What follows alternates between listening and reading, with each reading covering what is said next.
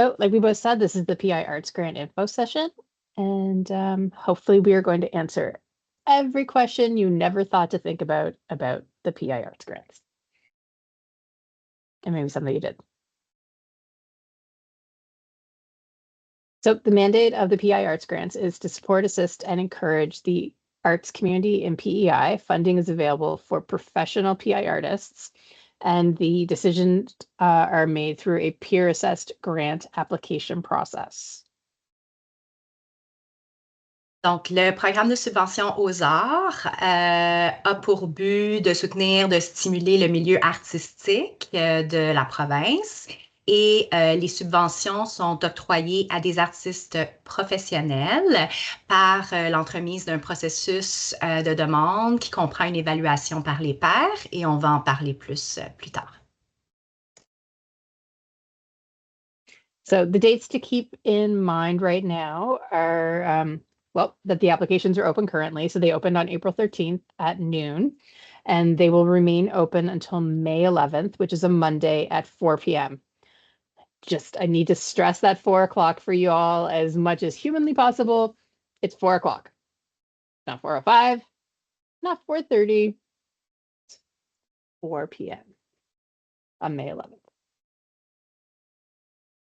Donc, pour les dates importantes, le programme est ouvert depuis le 13 avril. Alors, vous pouvez déposer des demandes et la date limite est le 11 mai à 16 heures et c'est heure de l'Atlantique, pas l'heure de l'Est, pas l'heure en Europe si vous êtes en voyage. Donc, ça, c'est très important. La date limite et l'heure est fixe. On n'accepte pas les demandes en retard. Donc, c'est très important de soumettre vos demandes d'ici le 11 mai à 16 heures. So through the grants, we have 3 different types of grants that are available to professional artists who are based here on the island. We have the Create Grant, we have the Share Grant, and we have the Learn Grant. So the Create Grant, you may know it as the Creation Grant, Share Grant, also known as a Dissemination Grant, Learn Grant, also sometimes known as Professional Development Grant. I'm going to get into it a bit more, what each of those 3 things are in a second, but those are the 3 grants we're going to talk about today. Donc, le programme de subvention aux arts offre 3 types de subventions pour les artistes à l'île du Prince-Édouard. Il y a la subvention créée, qui est une subvention de création. Il y a la subvention partagée, qui est une subvention de diffusion. Et apprendre, une subvention de perfectionnement professionnel. Puis, on va vous donner plus de détails sur ces 3 composantes-là. So some of the eligible activities and costs. So with the Create Grant, which is also like the larger grant that is available, there are a number of costs and eligible activities. They include like living, travel, and accommodation expenses. So sometimes you'll hear it referred to as subsistence. Direct project costs, such as like materials and supplies, but not capital expenses. We'll get into that in a little bit. Pre-production research, documentation costs, as well as like any like equipment or facility. I cannot speak today. I apologize. Facility rental. With Share, those are more like tours, presentations, exhibitions. So it's all about like, you've already created the work. So how are you going to put it out into the world? So performances, screenings, web presentations of original artworks, limited reproductions, publishing, and translation. There's so many options. And then Learn, which is my personal favorite. And honestly, I think it is maybe a bit of an untapped resource in the community. There are so many opportunities there. So mentorships, apprenticeships, internships, residencies, specialized training that's short-term. If you're in a full-time school program, this is not the place for that. Doing work that's going to like develop your portfolio. If you are giving a workshop, if you are attending a workshop, if you're participating in seminars, if you are going to a conference or other significant events. As an example, I know that we've had people go to the Banff Center through these Learn opportunities, or they've participated in residences, that sort of thing. Lots of opportunities. Donc, pour les 3 subventions dont on vient de parler, il y a des activités et des coûts qui sont admissibles. Ils sont listés ici.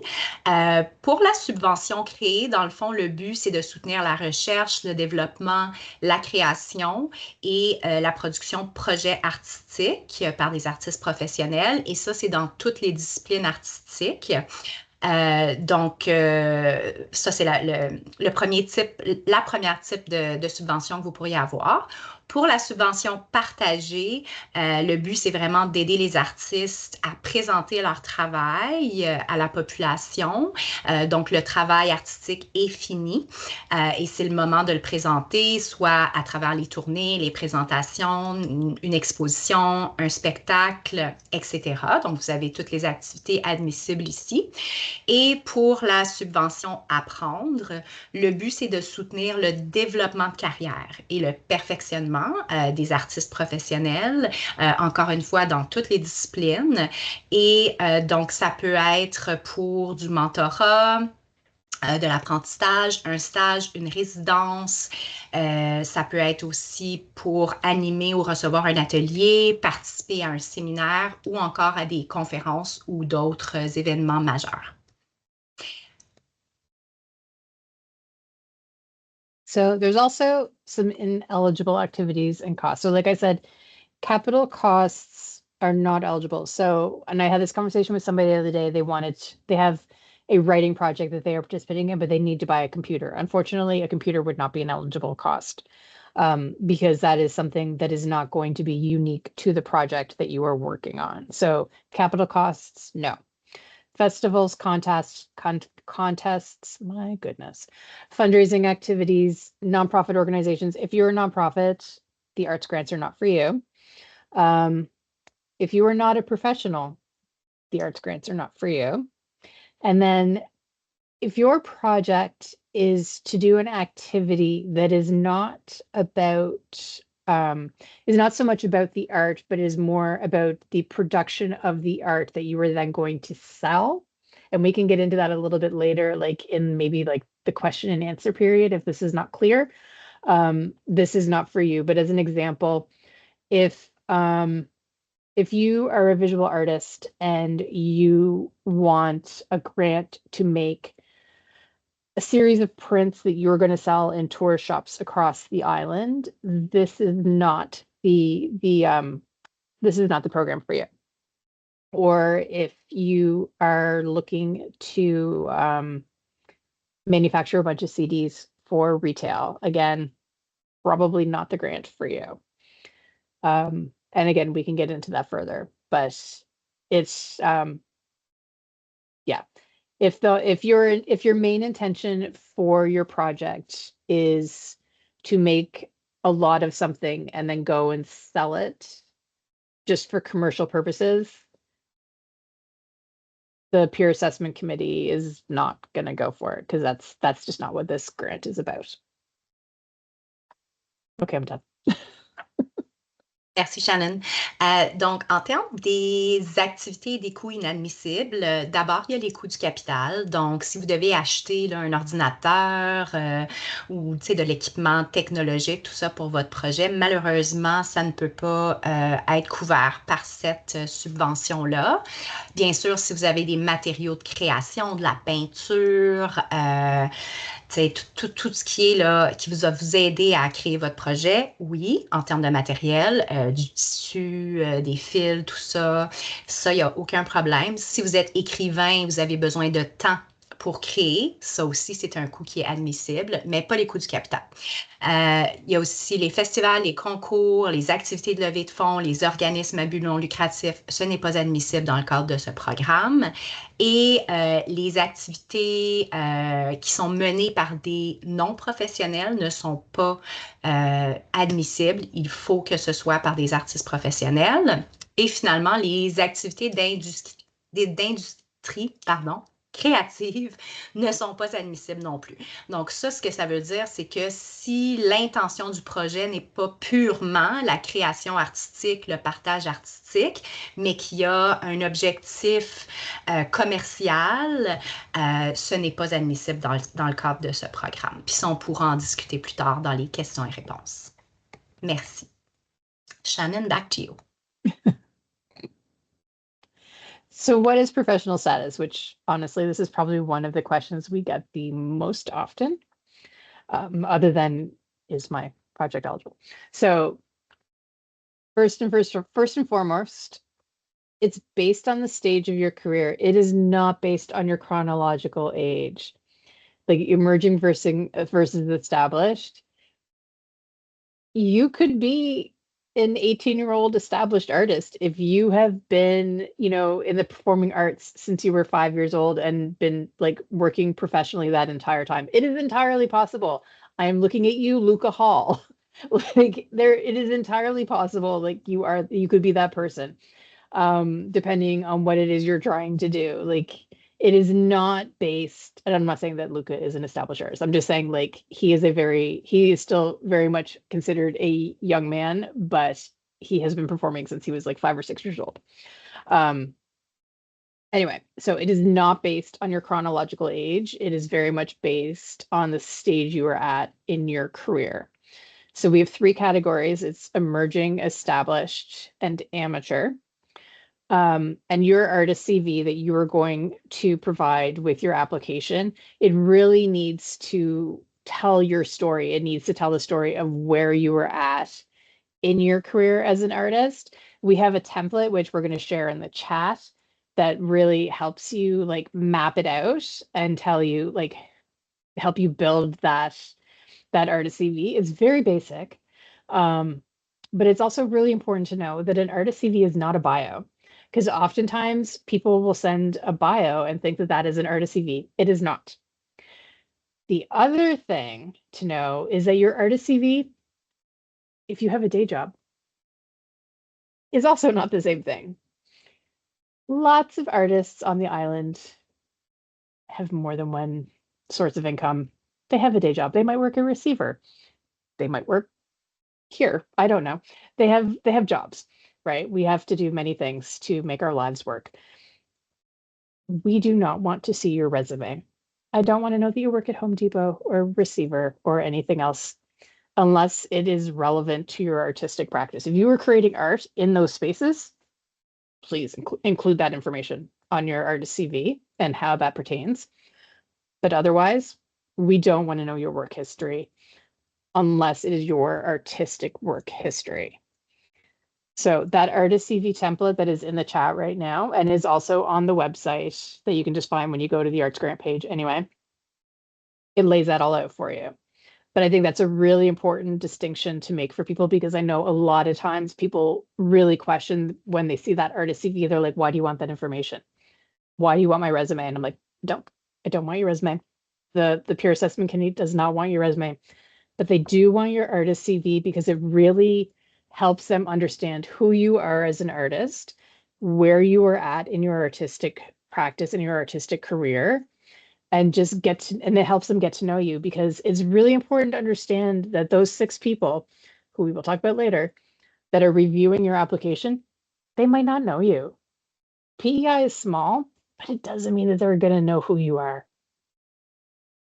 It just doesn't. Like, we have to prepare these applications. Like, those 6 people who are reviewing your application are completely unfamiliar with your work. You have to give them the tools to get to know you, and your artist CV is a very big part of that. I'll stop.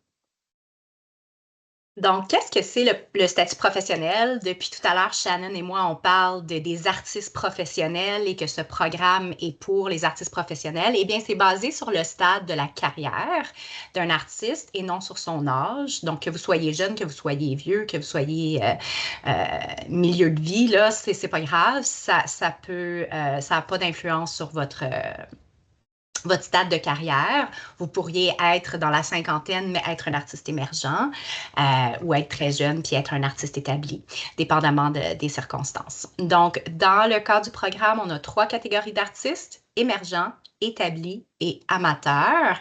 Et puis, le comité d'évaluation va se fier sur votre CV d'artiste pour être en mesure de déterminer là, la catégorie dans laquelle vous appartenez et le stade de votre carrière. Donc, dans le chat, on a mis un lien vers un guide qui vous montre comment faire un CV d'artiste. Et donc, c'est pas votre CV, là, si vous avez un emploi autre que votre carrière artistique. Ce n'est pas ces informations-là qu'on veut voir. On ne veut pas savoir si vous travaillez pour le gouvernement provincial ou pour Home Depot ou pour un café. Ce n'est pas pertinent dans le cadre de ce programme-ci, à moins évidemment que ça ait une influence sur votre pratique artistique.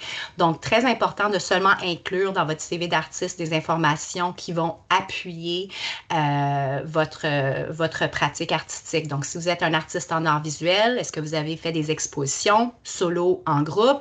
Est-ce que vous avez reçu des prix, une couverture médiatique? Est-ce que vous avez suivi des formations? Même chose pour toutes les autres disciplines artistiques. Et donc, c'est pas une biographie, c'est vraiment un CV. C'est très important de faire cette distinction-là. So the kind of information we're looking for on the CV, it's really no different than a resume. So you're going to talk about what kind of training you have done in your artistic career. Have you exhibited anywhere? If you're a musician, where have you been touring? Any notable mentions in the press? Any award nominations? Any award wins? Anything like that. You know, if you are a visual artist and your work is being collected, maybe mention a few of like the notable collections. Like if your work is in the PEI Art Bank collection, please tell us that on your artist CV. That is very important information. If it is, you know, in private collections across Canada, mention that. If it's part of the Confederation Center permanent collection, that is also worthwhile information to be noted. Like if you've received an arts grant, if you've received a music PEI grant, if you have received anything like that at all that is part of your artistic practice, it is part of your artistic journey, include that information on your artist CV because it all tells the story. And again, it's laid out in that template. It'll make sense when you look at it, but that's the kind of information we're looking for, just not as a bio.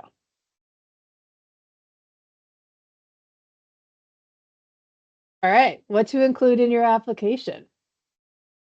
A project description and details on how the project will be executed. So we, in the last couple of years, when I say we, I mean Eliane, because she's the best.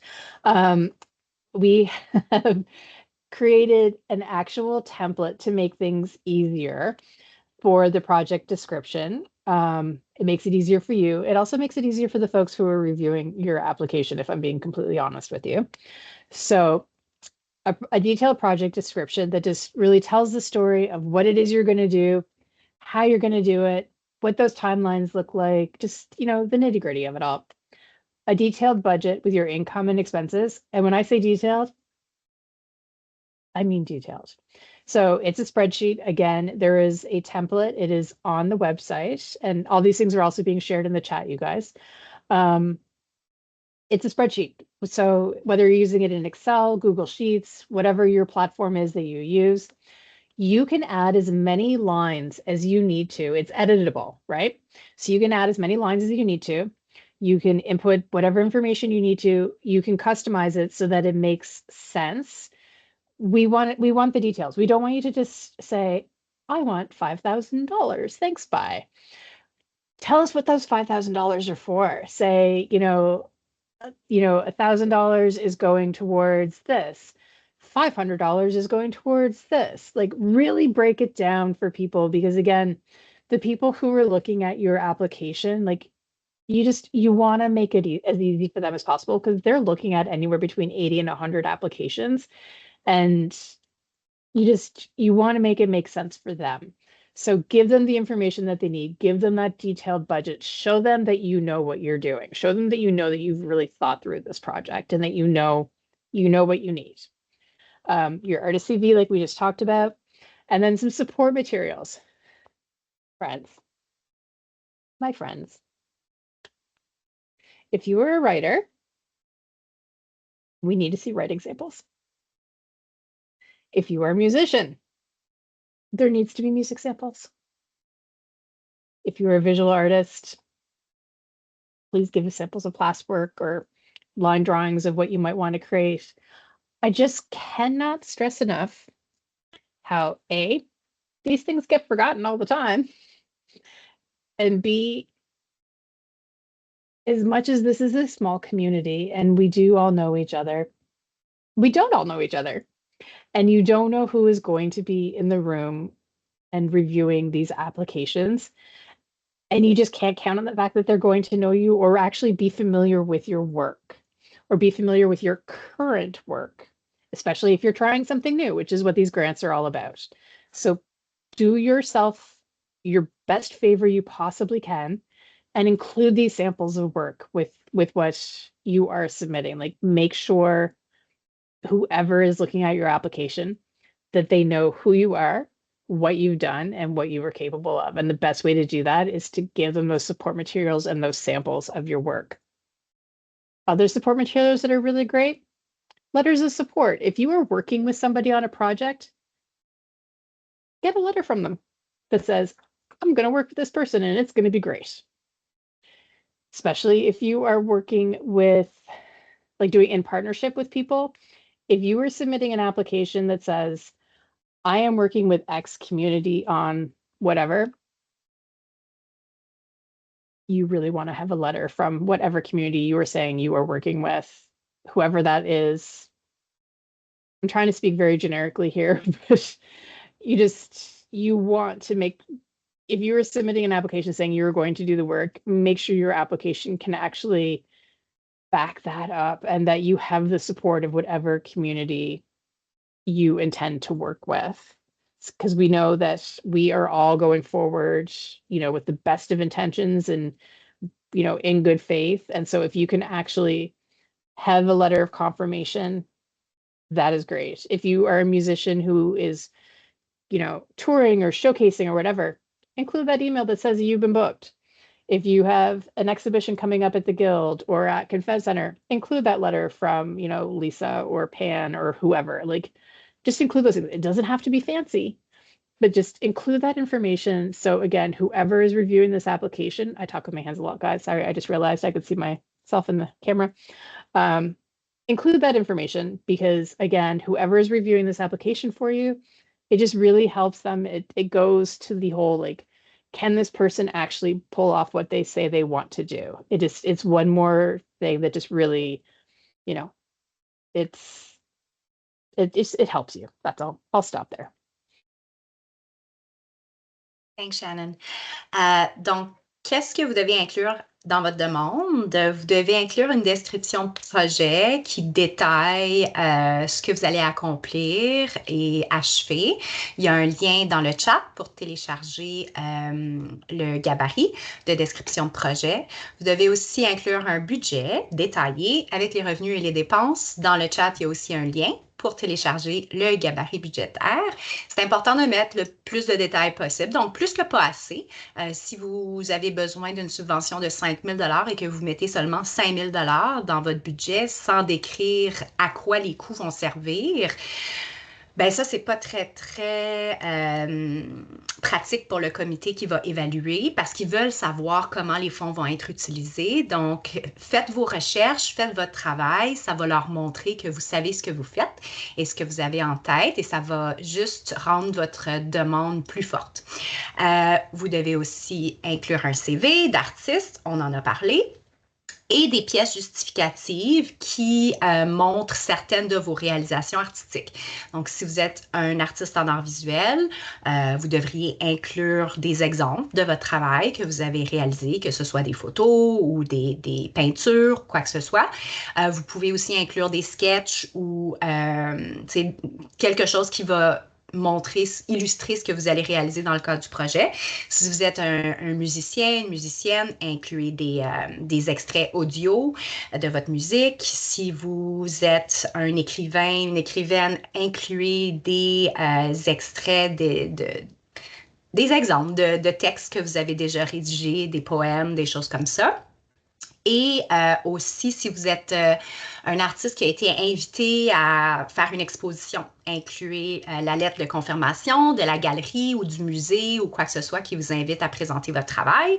Si vous êtes un groupe de musique et vous allez au festival Blues Fest cet été à Ottawa, ben, incluez le courriel qui confirme votre participation. Tout ça, ça va aider le comité et rendre votre demande plus solide. Il faut vous rappeler l'île est petite, oui, la communauté est petite, mais on ne connaît pas tout le monde. Donc, vous ne devez pas assumer que les membres du comité vont vous connaître. Alors, c'est important de donner le plus de détails possible. Puis j'ai mis dans le chat, on a récemment créé une foire aux questions, un FAQ, pour le programme de subvention aux arts. Donc ça aussi, ça contient des super bonnes informations utiles. Alors, si vous n'avez pas regardé ça, ça aussi, je vous invite à consulter ça avant de soumettre votre demande. Back to you, Shannon. And as Eliane just said, we have a fancy new FAQ, which she put in the chat there. So if we haven't answered your questions yet, they might be answered in the FAQ. It's also available on the website where the application form is, along with everything else. Okay. Peer assessment. So you've heard us talk about the peer assessment committee a couple of times. Sometimes you hear it referred to as a jury. We're trying to get away from that language. So you'll hear it called PAC, or peer assessment committee.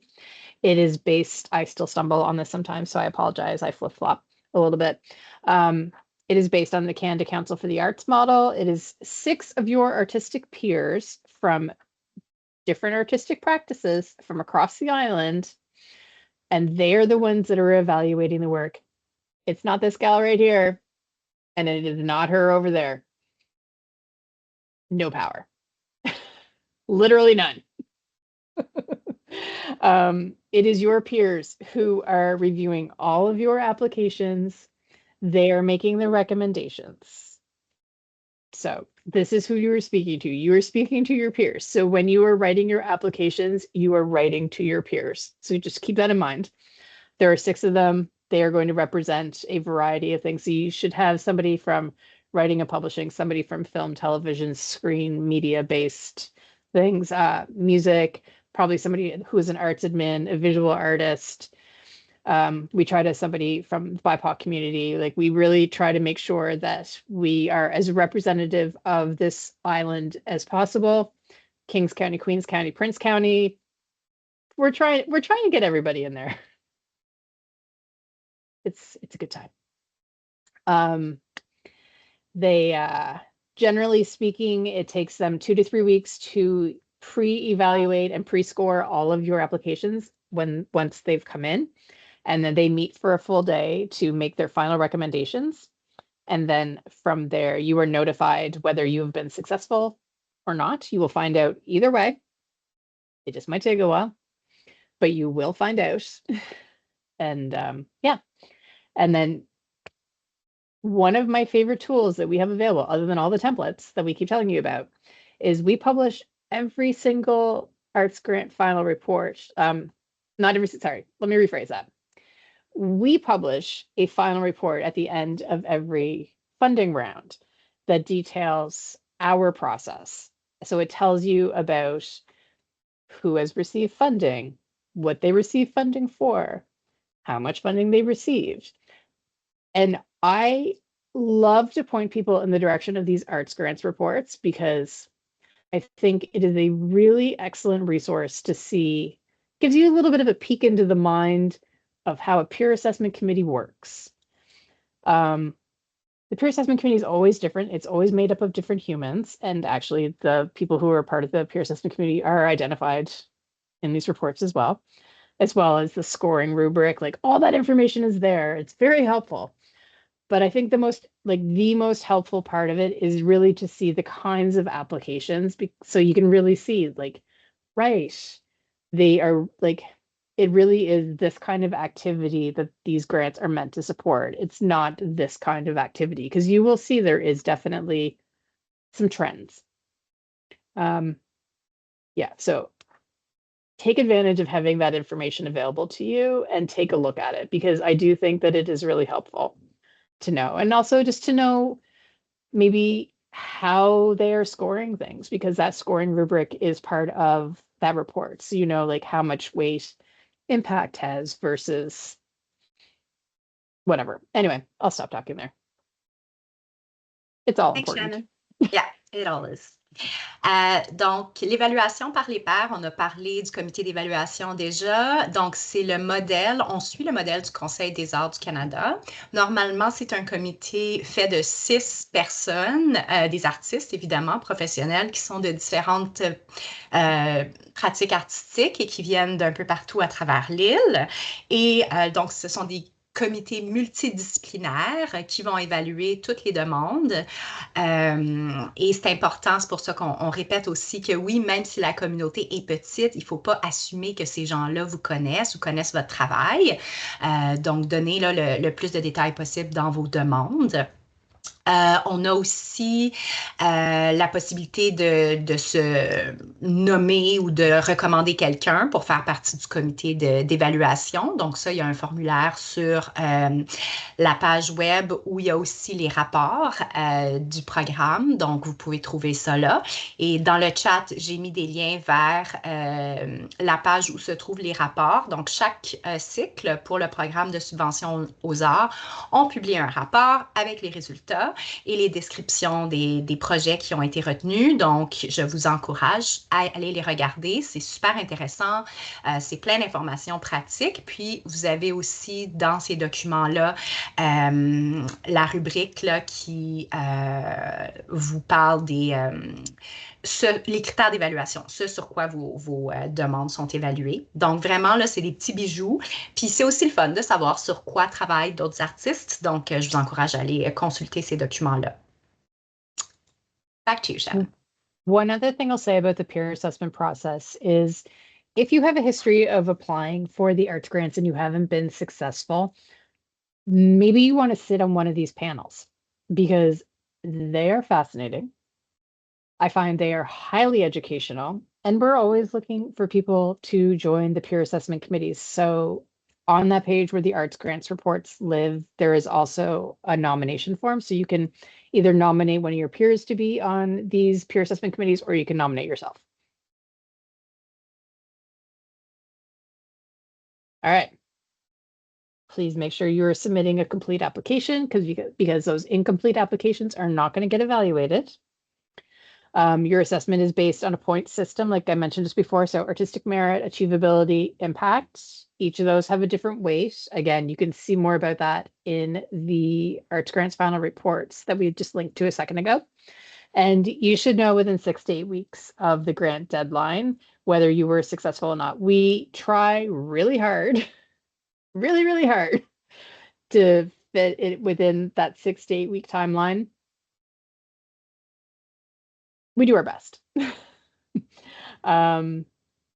Sometimes it might be a tiny bit longer, but we do everything humanly possible to make sure that you find out as quickly as possible what the results are of the application that you have submitted. And like I said, one way or another, you will find out.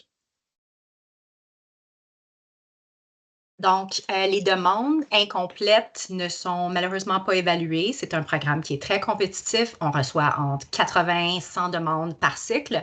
Donc, très important d'avoir une demande complète qui inclut tous les documents obligatoires. L'évaluation, elle est basée sur un système de points qui prend en compte le mérite artistique, la réalisabilité, c'est un nom compliqué pour moi aujourd'hui, et les retombées.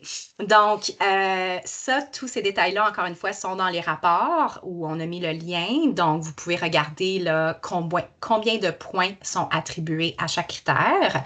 Et toutes les personnes qui présentent une demande vont recevoir les résultats par courriel et on essaie vraiment, vraiment fort de donner les résultats entre 6 à 8 semaines après la date limite. Donc, c'est sûr que c'est un petit peu hors de notre contrôle parce qu'on travaille avec un comité de 6 personnes. Des fois, c'est un petit peu plus compliqué de trouver une date qui fonctionne pour tout le monde pour la réunion du comité où ils prennent les décisions finales, mais on est très engagé à vous donner les résultats le plus vite possible. et vous allez avoir un résultat que vous soyez retenu ou pas.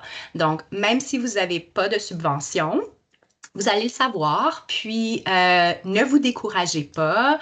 N'hésitez pas à demander pour de la rétroaction. Donc, vous pouvez demander du feedback. Si jamais votre demande n'est pas acceptée cette fois-ci, n'hésitez pas à nous demander. On peut vous donner du feedback par écrit. Et puis ça va pouvoir vous aider à retravailler votre demande ou comprendre pourquoi vous ne l'avez pas eu cette fois-ci. Puis ça va vous permettre de présenter une meilleure demande ou une demande plus forte la prochaine fois. So when you get your results, good, bad, whatever, one of the things that you will be offered is the chance for feedback.